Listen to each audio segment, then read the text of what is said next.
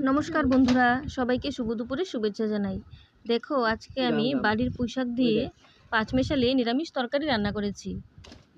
বাড়ির সবজি মানেই একটু আলাদা সুস্বাদু হয়, তাই ভাবলাম তোমাদের সাথেও শেয়ার করি। দেখো, এখানে কুমড়ো ডাঁটাও কেটে নিয়েছি।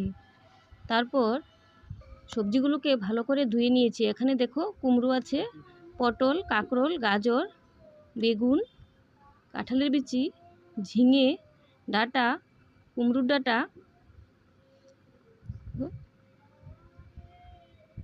আর আছে দেখো এখানে পুঁইশাক, সিমের বীজ আর লাউ।